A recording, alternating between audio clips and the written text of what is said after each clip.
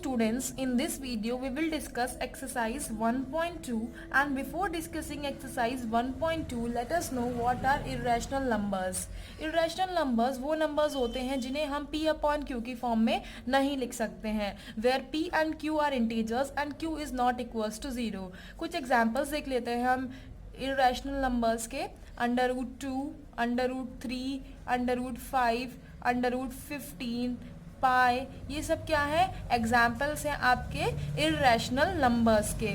Pythagoras ने proof किया था कि √2 जो है इर्रेशनल है. Later on in approximately 425 BC में इट वाज शोड दैट √3, √5, √6, √7, √10, √11, √12, √13, √14, √15, √17 ये भी इर्रेशनल नंबर्स हैं.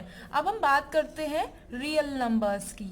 रियल नंबर्स कलेक्शन होता है रैशनल नंबर्स का एंड इर्रेशनल नंबर्स का. अब रैशनल नंबर्स क्या होते हैं वो हम प्रीवियस वीडियो में डिस्कस कर चुके हैं, लेकिन एक बार और रिवाइज कर लेते हैं. Rational numbers are those numbers which are in the form of p upon q, where p and q are integers and q is not equals to 0. q is not equals to 0 क्यों लिखते हैं हम?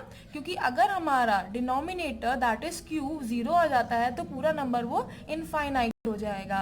सो what is the definition of rational numbers? Rational numbers are those numbers in which the numbers are in form of p upon q and where p and q are integers and q is not equals to 0. irrational numbers में क्या होता है? It is just opposite the rational number. That is those numbers which are not in the form of p upon q की form में जो नहीं होते हैं, where p and q are integers and q is not equals to 0. और इन दोनों के collection से क्या बनता है? हमारा रियल नंबर्स बनते हैं. और हर रियल नंबर जो होता है उसको हम नंबर लाइन पे रिप्रेजेंट करते हैं और उसका एक यूनिक पॉइंट होता है. Okay, now come to exercise 1.2. question number 1. State whether the following statements are true or false. Justify your answers. इस क्वेश्चन में क्या है? आपको स्टेटमेंट्स दिए गए हैं, आपको ये बताना है कि ये ट्रू है या फॉल्स है, सही है या गलत है, एंड जस्टिफाई करना है अपने आंसर्स को. फर्स्ट पार्ट है every irrational number is a real number. Statement में दिया है कि हर इर्रेशनल नंबर जो होता है वो रियल नंबर होता है. It is true since collection of the real numbers is made up of rational and irrational numbers. अभी हमने पढ़ा था कि रियल नंबर्स क्या होते हैं? रैशनल नंबर्स और इर्रेशनल नंबर्स का जो कलेक्शन होता है उसको हम क्या बोलते हैं? रियल नंबर्स बोलते हैं. तो इर्रेशनल नंबर्स भी रियल नंबर्स होते हैं, so it is true. Now come to second part. Every point on the number line is of the form under root m, where m is a natural number. जहां पर m क्या है? Natural number है. अब ये statement क्या कहता है कि नंबर लाइन पे जितने भी नंबर्स होते हैं वो अंडर रूट m की फॉर्म में होते हैं, लेकिन ये ट्रू नहीं है. बहुत सारे नंबर्स ऐसे होते हैं जो अंडर रूट m की फॉर्म में नहीं होते लेकिन वो भी नंबर लाइन पे होते हैं. एग्जाम्पल्स देख लेते हैं, जैसे 4/3 है, 2 -2, 6 -6/7 एक्सेट्रा. बहुत सारे नंबर्स होते हैं जो अंडर रूट m की फॉर्म में नहीं होते हैं लेकिन वो नंबर लाइन पे होते हैं, इसलिए ये आंसर हमारा, इसका आंसर क्या होगा? फॉल्स होगा. Now coming on to third part, every real number is an irrational number. This is false. Why it is false? क्योंकि rational numbers भी real numbers होते हैं. अभी हमने definition पढ़ी थी यहाँ पर. real numbers क्या होते हैं? real numbers are the collection of rational numbers and irrational numbers. तो irrational numbers तो होते ही होते हैं real numbers, लेकिन rational numbers भी real numbers होते हैं. और यहाँ पे क्या दिया है statement में? every real number is an irrational number. That is not true, as rational numbers are also real numbers.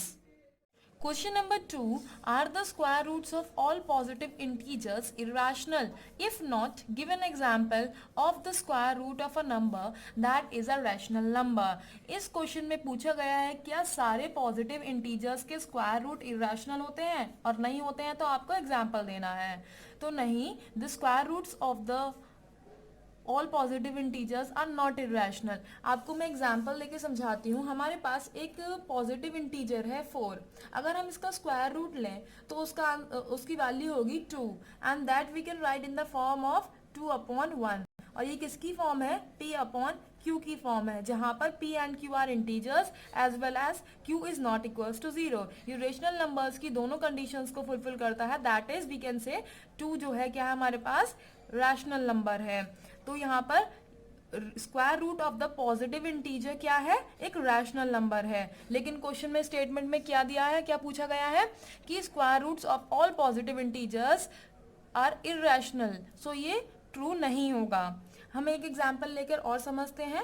9 क्या है हमारे पास? एक पॉजिटिव इंटीजर है। अगर हम इसका स्क्वायर रूट लेते हैं तो उसकी वैल्यू कितनी होगी? 3 and 3 we can write in the form of 3/1। ये भी P/Q की फॉर्म में है, जहां पर P and Q are integers, that is 3 and 1 क्या है यहाँ पर? इंटीजर्स हैं, और Q की वैल्यू जो है वो नॉट इक्वल्स टू 0 है। तो ये भी एक रैशनल नंबर्स है। ओके, आई होप आपको समझ में आ गया होगा question number 2। Now moving on to question number 3। Show that √5 can be represented on the number line. हमें क्या करना है इस क्वेश्चन पे? √5 को रिप्रेजेंट करना है नंबर लाइन पे। तो इसके लिए हम क्या करेंगे? सबसे पहले एक horizontal line x dash O X draw करेंगे, जिसमें O क्या है हमारा? यहाँ पर ओरिजिन है। फिर उसके बाद हम x एक्सिस पर इस लाइन पे ही 2 यूनिट्स की एक लाइन ले लेंगे OA। Let us take OA is equals to 2 units. उसके बाद हम क्या करेंगे कि 1 सेंटीमीटर परपेंडिकुलर ड्रॉ कराएंगे AB on OA। Then what we will do, we will just join B and O points. We will join OB points like this. Then what we will do, we know that AB हमने कितना join किया? AB को हमने कितना लिया है? 1 units लिया है। फिर उसके बाद जब हम ज्वाइन कर देंगे OB को, तो OB की वैल्यू फाइंड करेंगे हम पाइथागोरस थ्योरम से। तो पाइथागोरस थ्योरम के अकॉर्डिंग OB की वैल्यू कितनी होगी?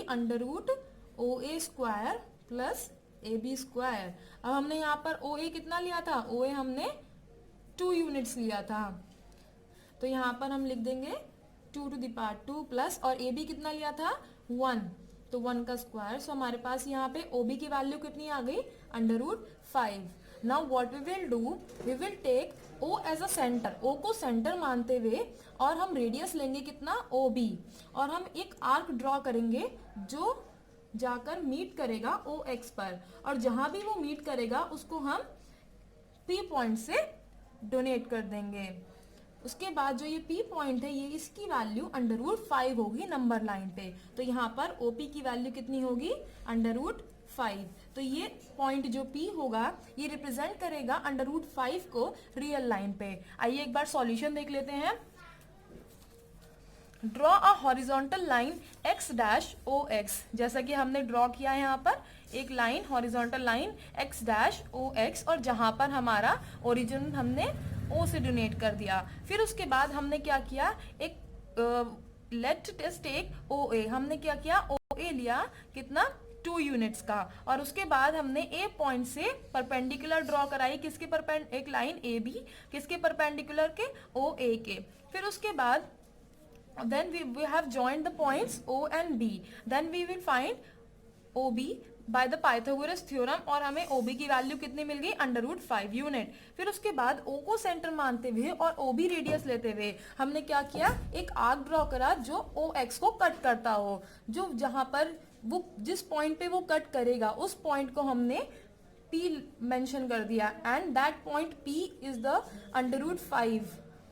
वो P पॉइंट जो है वो रिप्रेजेंट करता है √5 को on the number line. I hope आपको समझ में आ गया होगा।